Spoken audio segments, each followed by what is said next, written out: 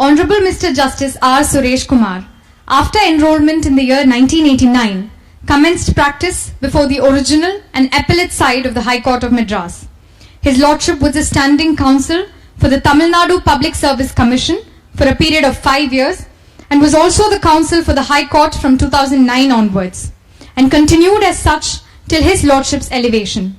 His Lordship was also appointed as a central government counsel besides being appointed as the counsel for various statutory authorities. His Lordship is considered as an authority on education laws. His Lordship's judgments pertaining to freedom fighters' pension, interpretation of the new Rent Control Act, etc. speak volumes about His Lordship's vast knowledge and concern for the society. May I now invite His Lordship Justice R. Suresh Kumar, Judge, High Court of Madras, to address the budding advocates. Respected and my beloved Chief Justice, Honorable Justice Sanjeev Banerjee, my esteemed brother Justice Kripakaran, Mr. Amal Raj, the Chairman of the Bar Council of Tamil Nadu and Puducherry, Mr. Prabhakaran, Senior Advocate, Co-Chairman, Bar Council of India, Mr. Karthikeyan, Vice Chairman, Bar Council of Tamil Nadu and Puducherry, Mrs. Priscilla Pandian, Chairman, Executive Committee, Bar Council, Mr. Balu, Chairman, Enrollment Committee, Bar Council of Tamil Nadu, Mr. Vidudalai, Senior Advocate, Member, Bar Council of Tamil Nadu and Puducherry, other office bearers of the Bar Council of Tamil Nadu and Puducherry, and members of the Bar Council, advocates, my dear young lawyers. Indeed, it's one of the happy occasion for me today to be here to share some few words with you people. Today you got enrolled as a lawyer. Many questions may arise in your mind. Whether I will be success in my profession, whether I should practice in High Court or in subordinate courts, or I can be here for some time and will go for some other job or other business. Even if I continue in the profession, will I be successful? Will I earn? These kind of basic questions will be ringing in the minds of almost every one of you who are sitting here and also joined in the virtual mode. Don't worry about that. Especially the lawyers today got enrolled, being the first generation lawyers.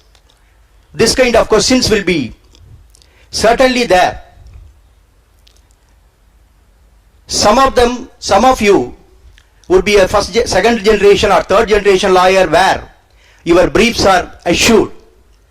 Tomorrow morning you can go to your father's office or your grandfather's office, you can take the brief and you can straight away go to the High Court and appear before my Lord Honorable Chief Justice tomorrow even. But that is not possible, many of you. Some of them might have found your seniors, most of them may not. As Mr. Prabhakaran stated, it is a noble profession. In those days, you might have heard about this profession, that is 30 years or 40 years back. Those who do not get the seat in medical colleges, those who do not get the admission in engineering colleges, they will take the legal profession as their last asylum. They will join in law college. That was the story 30 years back. But now that everything has got changed. In those days, even pre-independence, you might have heard about this, that in a Madras presidency, you may be knowing that in the present Tamil Nadu, present Andhra Pradesh, Telangana, part of Orissa, part of Karnataka, part of Kerala, these Madras Rajdhani, that is Madras presidency, is having this much vast area where we had only one law college, that is Madras Law College, presently the Dr. Ambedkar Government Law College at Madras, at Chennai. So the whole presidency, this was the only institution which produced lawyers. But now in Tamil Nadu itself, the statistics, if it is correct, that I am able to find that at least 12 government law colleges are currently in Tamil Nadu. 6 or more private colleges, including deemed universities. Nearly about 20 colleges are available in Tamil Nadu. In the neighboring states, that is Karnataka and Andhra Pradesh, that I need not tell all those things. They had very many number of private law colleges. They produce lawyers. As per the statistics of the Tamil Nadu Bar Council, the present strength of the roll of Tamil Nadu Bar Council already crossed 1 lakh, out of which at least 65 to 70,000 lawyers are actively practicing. Every year the Tamil Nadu Bar Council is enrolling 5,000 more lawyers. This year, that is the last year, 2020, due to pandemic, that was about 2,000 and odd. This year, this is the first enrollment, I am told. Today that you people 700 plus are enrolling. So every year 5,000 people are joining in this profession in this state itself. Then another question will arise, whether will I have a space in this profession? Already 1 lakh people are there, out of which 65,000 to 70,000 people are practicing. If I also join today in this profession, will I have a space to flourish? This question also will come to your mind. But all these questions can be answered by you only, not by any others, because if you have a goal, definite goal, that I am going to stay in this profession, I am going to explore whatever the possibility to progress myself, and I can, whatever the hurdle comes, I will not leave this profession, for which I am ready to work hard. You people should not take this is not a 10 to 5 job. It is a profession of 24/7. So you must first choose your senior. Senior need not be a designated senior. Senior need not be a senior with the flourishing practice of hundreds of thousands of briefs. That's not necessary. Even a mediocre practicing lawyer can be your senior. Once you join in the senior's office, 2 things you must have in your mind. First, you should not think that the senior will teach you everything. It is not a law institution where how the basic law was taught by the professors, lecturers of the law institution. You can't expect that all nicety of this profession will be taught to you by your seniors. If at all you get a good seniors, they will tell the basic things. Very basic nicety they will tell.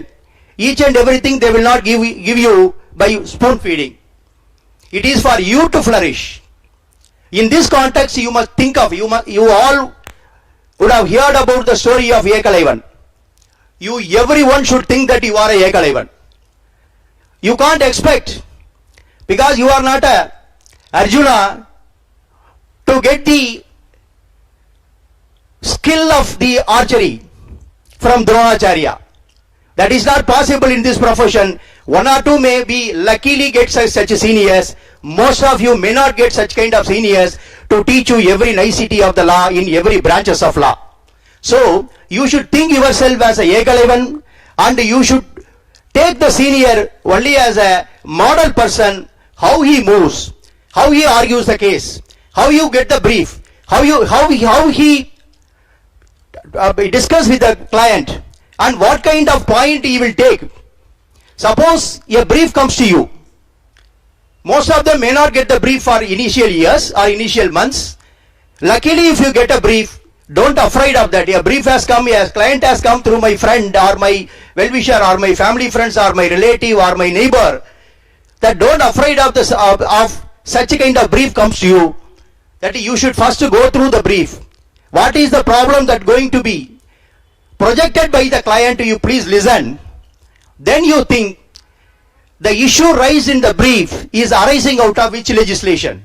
It may be a central legislation, it may be a state legislation, or even it may be a subordinate legislation. First you must identify that. Once you identify which legislation the issue has come, you can take the Bar Act. You can take the Bar Act and read from short title to end of the act, then you can definitely find what is the substantive right of the party who has come to you.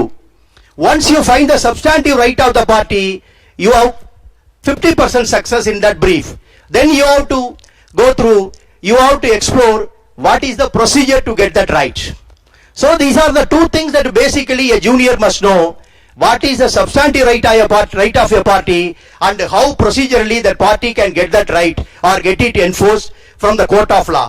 Whether the right may be a civil right may be a statutory right may be a fundamental or constitutional right, or nowadays there are so many special rights conferred by various special legislations. So you have to identify first what is the right conferred on the client comes to you by giving a brief, and then you explore to which forum you have to approach. Should we approach the High Court, or should we approach the Civil Court, or should we go to the special tribunals? Because in those days the practice was very simple. Very few branches were there. Civil law, criminal law, some common law, tortious liabilities, etc., and some customary law. These are all the main areas of practice those days that we were practicing. But nowadays, as Mr. Prabhakaran pointed out, the law has expanded. Multivarious field of branches of law are available for exploring the practicing area. That the cyber law is there, intellectual property law is there, company law tribunals have come, and so many other areas. Commercial law, that we have commercial courts, commercial division and commercial appellate divisions we have. Even in the civil law, that we have so many branches. The rent control legislation have undergone changes. New act has come. New legislations are coming every time. So you must explore various areas, but don't confine with a particular area in the initial years or in the initial months. Somebody may say, I want to be in the tax field, I want to be in the arbitration field, I want to be in the company law field. That kind of choosing of a profession, choosing of a field, choosing of the branch of law in the initial years may not be good for most of you. First of all, you must learn the basic things. Especially, you must try to learn at least the basic and fundamentals of civil law. Civil law is the fundamental for every branches of law. You must have the practice for some months and some one or 2 years in civil law, and then you go for the branches. Then you can explore whatever the best is possible to get it. So, if these kind of things that you are having in your mind, definitely you can be successful. There is no doubt about it. With the consent of the Chief Justice, let me say few words in Tamil. என் அன்பிற்குரிய இளம் வழக்கறிஞர்களே, யாதும் ஊரே யாவரும் கேளீர் என்று சொன்ன ஆதி தமிழன் தீதும் நன்றும் பிறர் தர வாரா என்றும் சொல்லி வைத்து சென்றிருக்கிறான். வாழ்வில் நீங்கள் பெறுகின்ற எல்லா நன்மைகளும், வாழ்வில் நீங்கள் பெறுகின்ற எல்லா தீமைகளும் நிச்சயமாக உங்களுடைய செயலால் மாத்திரமே அது நடைபெறும் என்பது பண்டை தமிழ் நமக்கு சொல்லுகிற சங்க தமிழ் நமக்கு சொல்லி வைத்து சென்றிருக்கிற பாடம். ஆகவே உங்கள் உழைப்பும் உங்களுடைய அந்த நல்ல எண்ணங்களும், நீங்கள் நேர்மறையான சிந்தனையோடு உங்களுடைய ப்ரொஃபஷன் என்று சொல்லக்கூடிய இந்த வாழ்க்கையை நீங்கள் இன்றைக்கு துவங்கி இருக்கிறீர்கள். இதை நீங்கள் கொண்டு செலுத்துவீர்களானால் நிச்சயம் வாழ்வில் உங்களுக்கு வெற்றியும் வசந்தமும் வரும். வாழ்வில் நீங்கள் நிச்சயம் உயர முடியும். அதற்கு நிச்சயம் உங்களுக்கு இந்த துறை பயனுள்ளதாகவும் உங்களுக்கு கை கொடுக்கக்கூடியதாகவும் இருக்கும் என்று சொல்லி, நீங்கள் அனைவரும் அத்துணை பேரும் வாழ்வில் உயர வேண்டும் என்று சொல்லி நெஞ்சார வாழ்த்தி விடைபெறுகிறேன். நன்றி, வணக்கம்.